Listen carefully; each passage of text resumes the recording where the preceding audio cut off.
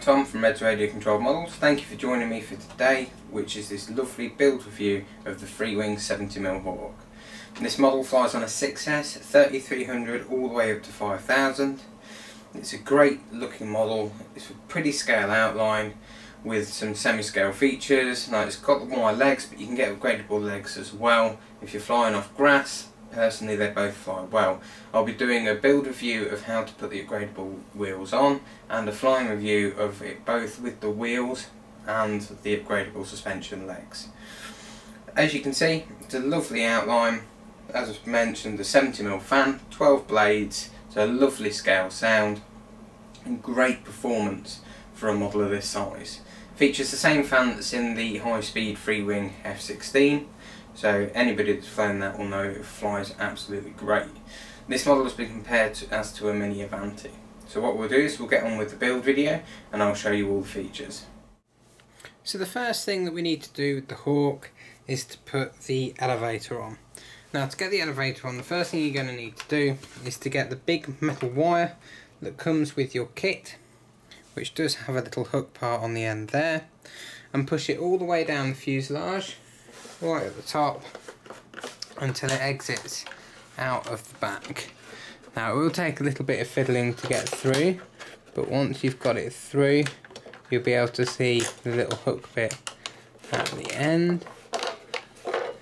There we go, and as you can see there, that's pulled all the way through. Get your wires for your elevator. Just make sure that they're about the same distance because you don't want to be pulling them too much, and just thread the wires through the hook. Now pull it a little bit tighter up to the plug, not too much, and then pull the wires through. Now if they get caught for any reason, don't completely pull them as hard as you can, otherwise you will damage the lead. So just pull it through gently. As you can see, the wire is slowly going through like that, and then put your elevator on and keep pulling until the wires are nice and tight. That does go underneath your fan and it'll be out of the way obviously once the wires are in. So once that's all done, just push it down, make sure it locates nicely. If it doesn't, just double check to make sure your wires haven't come out of the little grooves underneath, because if they have, just push them back in and make sure they're nice and flush, and again pull the wires back through. Once you've done that, it should sit nicely, which it is. Then grab two of your larger screws there without the countersunk heads and do the front two first, just to make sure that it's seated as it should be. And again, you do all four in the end, tighten it down nicely, and then the next bit is to do the rudder. So the next thing that you need to do is to put the vertical stabiliser on. The vertical stabiliser goes on in pretty much the same way as most of the Freewing kits. You have 4 screws, one there, one there, one there, one there. The one thing you might need to do is just to punch a hole where the transfer goes over. Just grab a screwdriver, punch it through. You can use the screw itself. I just like to make sure that there's going to be nothing in the way when I do it up. That's all punched through. Then you need to put your metal rod, like before, through the fuselage, but rather than this time going through the back, you need to go through this top section here. So grab your vertical stabiliser, undo the bit that holds the cable together, and the same thing as before, pop your wire through the little bit there, like that. Pull it tight so that the plug is resting against the bit, and then just pull it through. May need a little bit of guidance initially just to make sure the plug doesn't catch, but once it goes through it should then pull through fairly easily. If you feel any resistance, just give it a little bit of a wiggle forwards and backwards. There we go, and then pull the wire nice and taut. Slot the rudder in,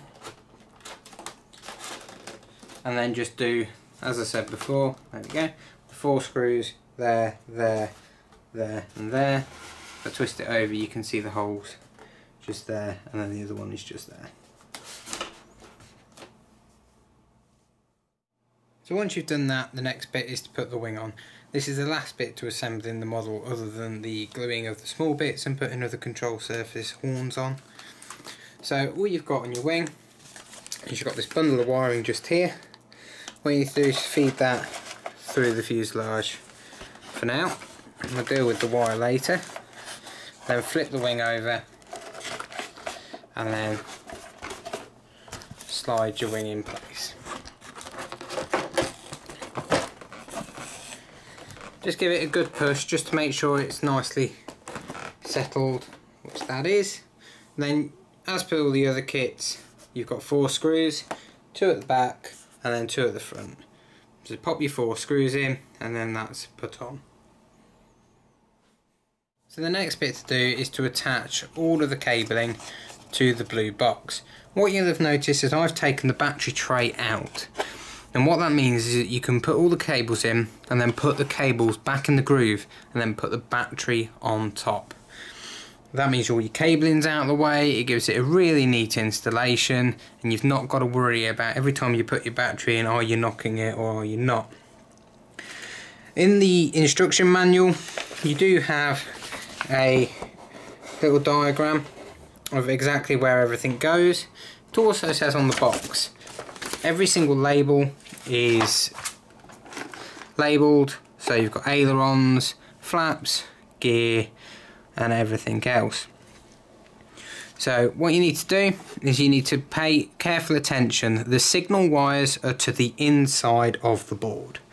They're not the same polarity all the way down, so you've not got to point them in the same direction, but down the whole length they are the same polarity, and just double check at the bottom of the blue box as to what polarity it is. Also the lights, they are the same positive line, but the negative is where the signal would be. So just double check on your board to make sure they're going in the right direction. I'm going to plug it in all in now, and I shall catch you for the next bit. Once you've done that, plug it in, make sure everything works, and then leave all the servos centered.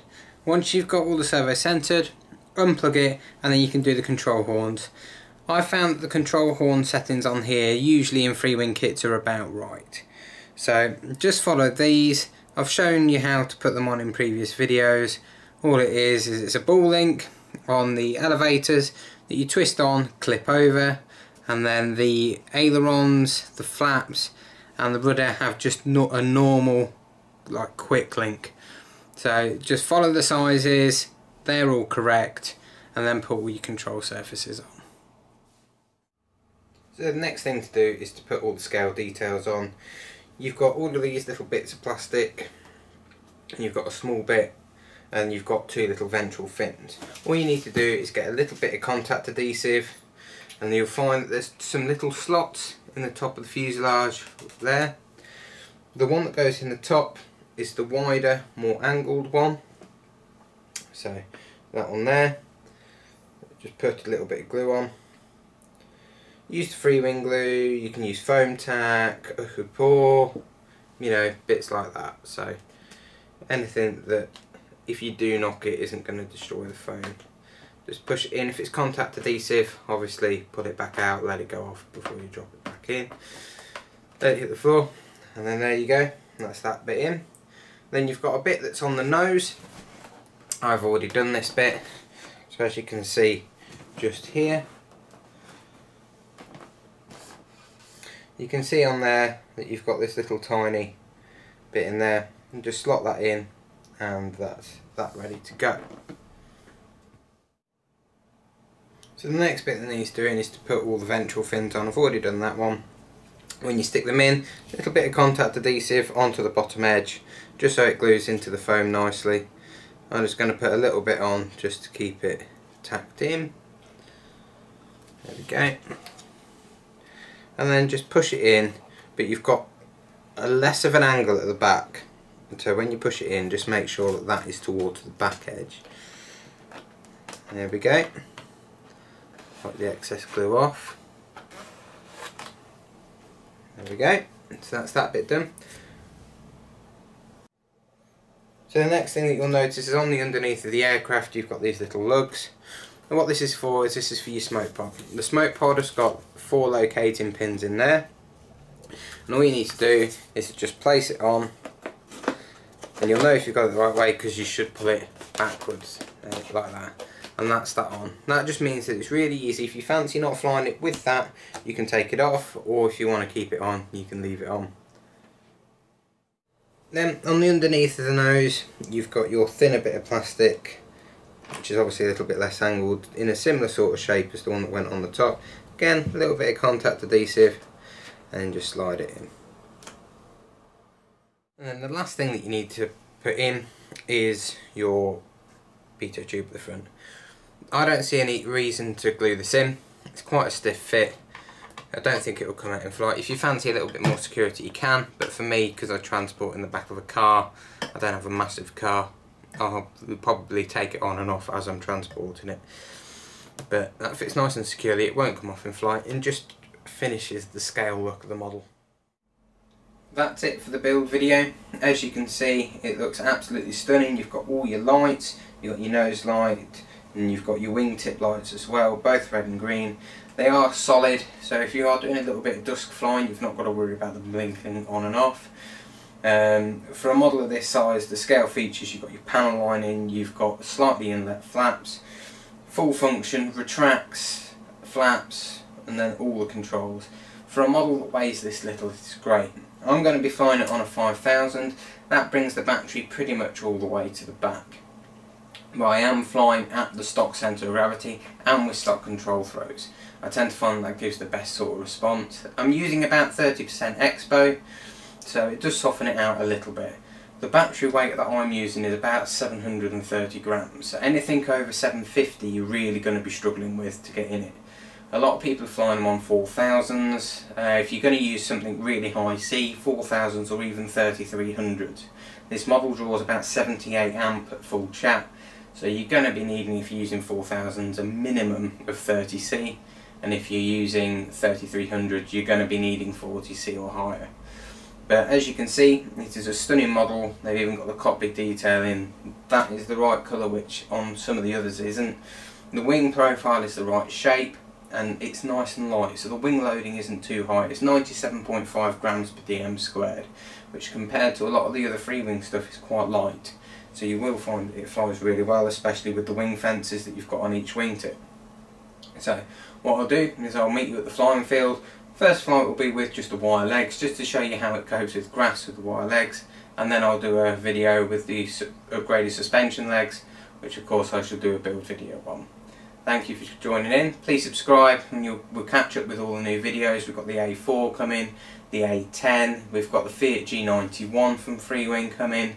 So we'll be doing build videos and flying videos on that. So thank you very much. I hope you've enjoyed.